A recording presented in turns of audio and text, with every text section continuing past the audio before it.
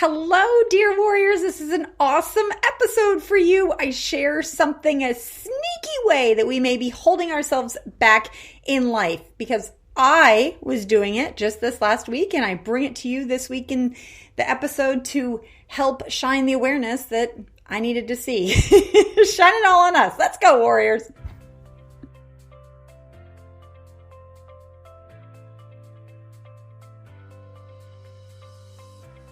Hi, this is the Love Your Life Show with Susie Pettit, Certified Life and Wellness Coach. Join Susie as she helps you with your wellness and mindset so you can live a life you love. Let's go, warriors! Dear warriors, and welcome to another week with me, Susie Pettit, your certified life and wellness coach. Whether this is your first episode or your 206th, I am so thrilled you're listening in.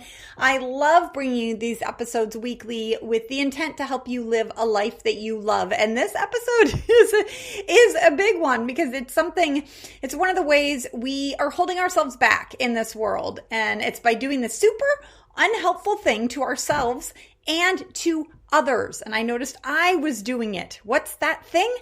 Comparison. Comparing ourselves to others. Comparing our bodies to others. Comparing our parenting to other people's parenting. Comparing our work life to other people's work lives or other people's businesses. Comparing ourselves to other women, others in business, all of it. Compare and despair, I've always said.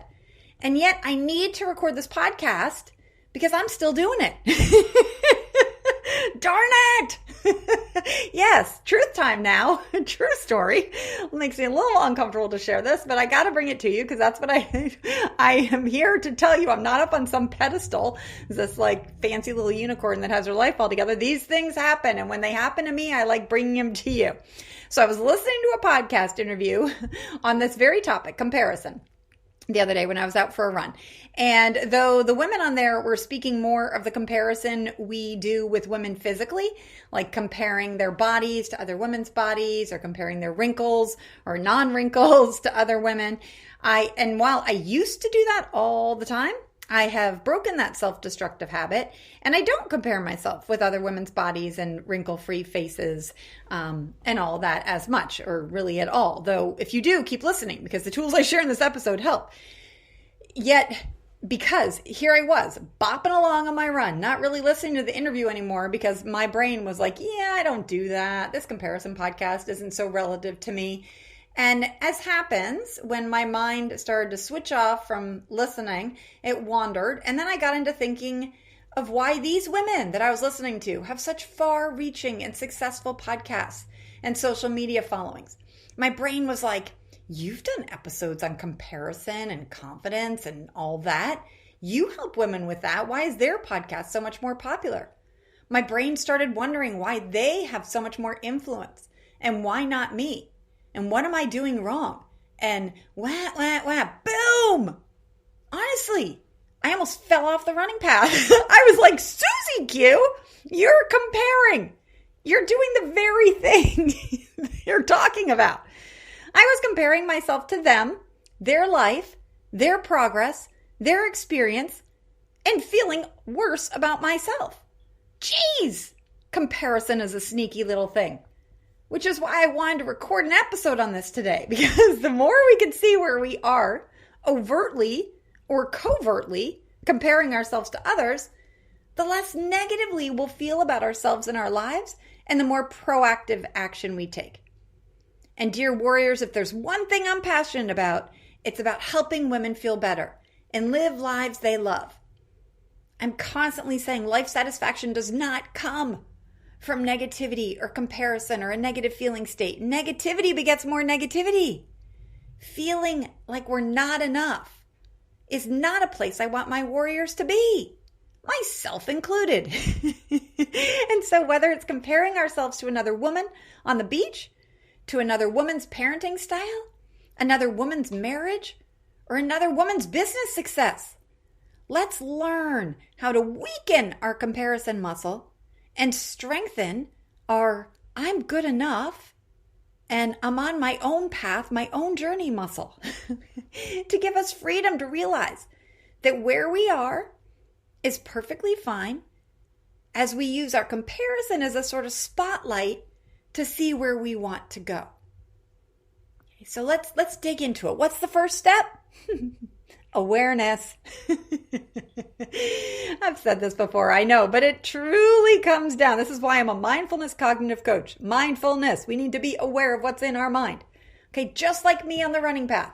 I was bopping along in my brain's mismanaged thoughts, feeling all wow about myself until boom, awareness hit. I was like, oh, wow, look at that. I'm comparing. We can't change what we don't see. So today I invite you to pause and see where in your life you may be comparing. Okay, put on your kind and compassionate hat as this comparison thing is deep in our DNA. Okay, notice I was just sort of like, oh, wow, look at that, I'm comparing. I wasn't like, oh, Susie, here you are, slacker. Okay, as cave women, we needed to compare ourselves against other cave women so we could keep our family safe. Well, guess what, brain? We're not cave women anymore. So I don't need to look at that woman's body in her bathing suit and think and compare whether she could escape the bear or not. Rather, the first step is to bring awareness of where I'm comparing, where my brain has not evolved past that yet, and to bring compassion and kindness. Where am I comparing? Okay, one way to do that is to get a little familiar with what comparison feels or sounds like. Okay, it can sound like us saying in our head, it's not fair, or it must be nice to be her. Okay, it certainly can feel negative, depressing, or sad. Almost like a shame bath of, ugh, there's something wrong with me. She's my age and looks like that. I must suck. Okay, that doesn't feel good. It can also feel more aggressive, almost like an angry judgment, jealousy, or resentment.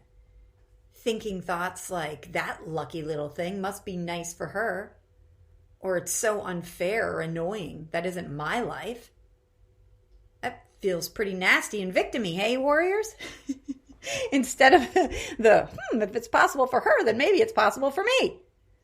All right, I did a podcast last summer that I'll link in the show notes at smbwell.com/206, where I dive into the lessons we can learn from our emotion of jealousy and our judgment of other women.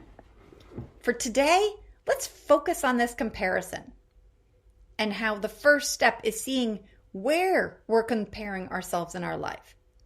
Okay, do you compare your kids against other people's kids? Do you compare your appearance against other people's appearance? Your business or what you're doing for work against what other people are doing for work? Do you compare your spouse against your friends' spouses, or your marriage against other people's marriages, other people's business growth? Just start to notice. Okay, that's the first step. Just this sort of kind curiosity. The second step is to choose differently.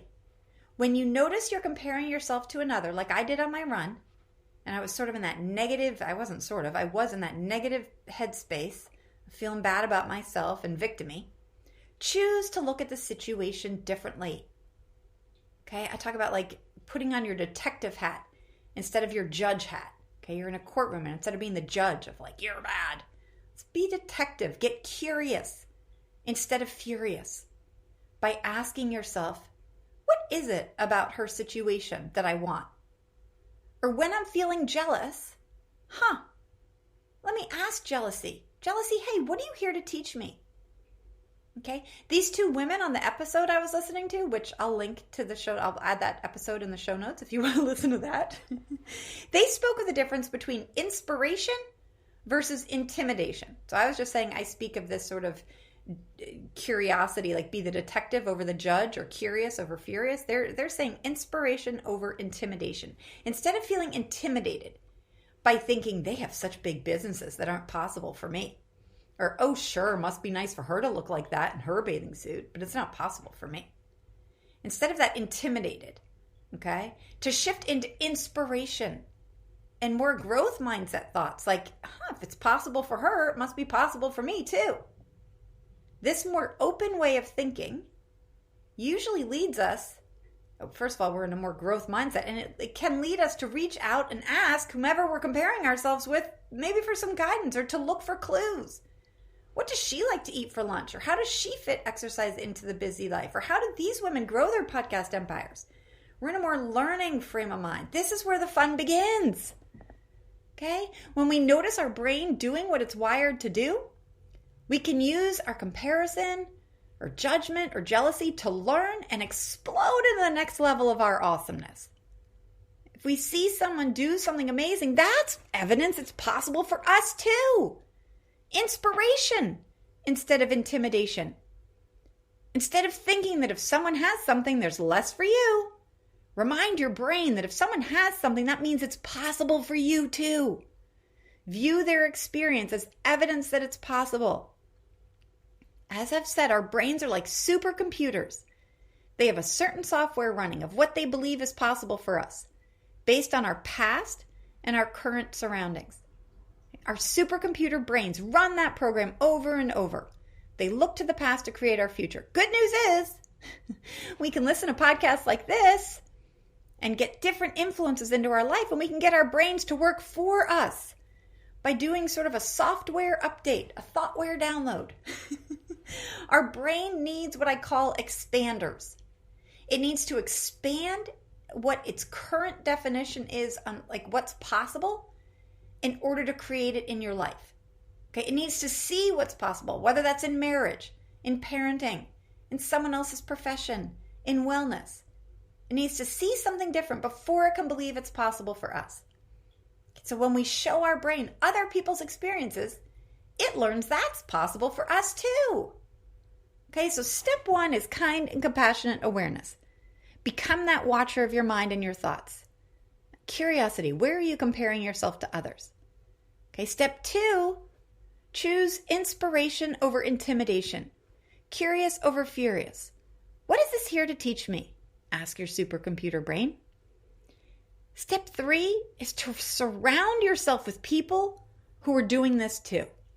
With people who are choosing curiosity and inspiration over judgment, criticism, or excuse making. The people we surround ourselves with impact us tremendously. Okay, are the people you're around more prone to dreaming, brainstorming, and inspiring? Or are they more prone to spending time complaining, making excuses, and criticizing? I'm not knocking that second group. I was that. That's a big reason of why I stayed in my first marriage for 19 years. I would get together with my friends and we'd complain about our lives, banding together to make excuses and justifying why our life was as it was, and feeling sort of enough relief and camaraderie to go back and live our lives a little bit more until the next time we were together and able to complain, compare, despair, make excuses again. Okay, joining together to make excuses as to why something different isn't possible for us. Saying things like, this is what marriage is like, or this is what raising kids is like, or this is what an aging body is like. My life began to change when I realized my patterns and started to search out people who were looking for solutions, who were asking questions like, what can we do about it? Instead of that mindset that I had of like, suck it up, buttercup. This is what adulting and midlife is. This is one of the primary reasons why I have my parenting teens class. To expand our brain, to bust the thinking that raising teens is hard and full of conflict. This is one of the primary reasons why I have my happiness habits program. To expand our brain and to promote the thinking that your happiness matters and is attainable. This is a huge reason why I have the Midlife Warrior membership group for women over 40, to provide a place where women are sharing their real life circumstances and struggles, because life can be hard.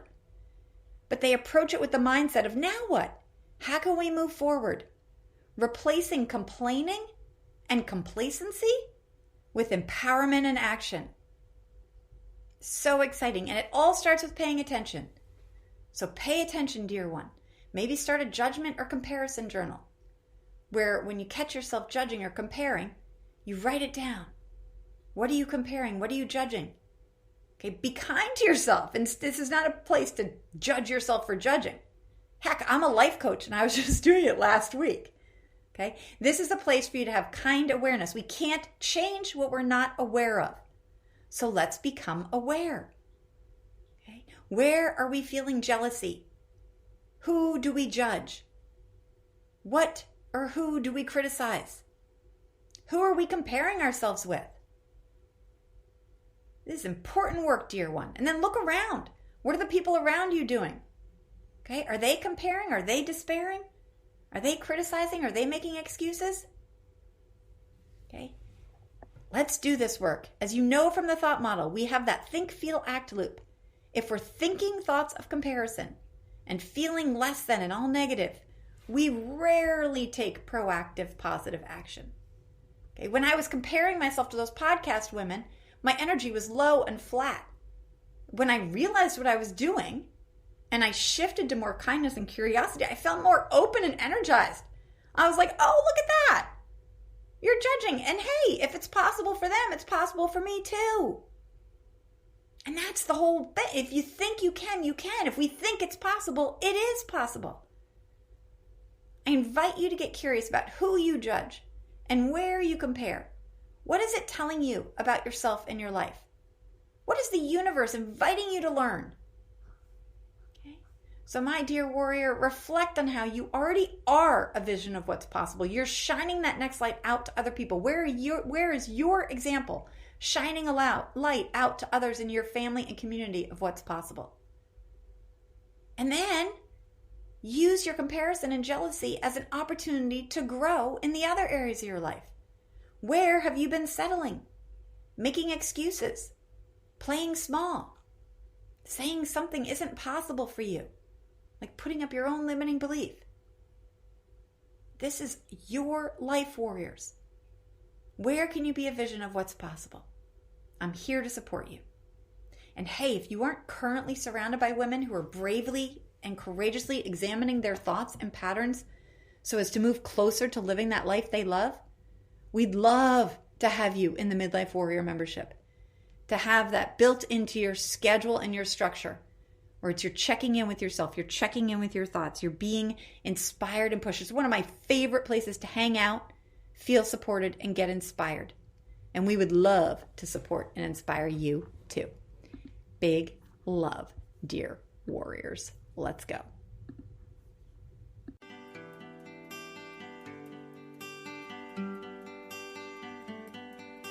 Thank you for listening to the Love Your Life show. If you want to hear more from Susie and support the show, be sure to subscribe to this podcast on iTunes. Also, leave a review and share this podcast with friends and family. Go get 'em, warriors.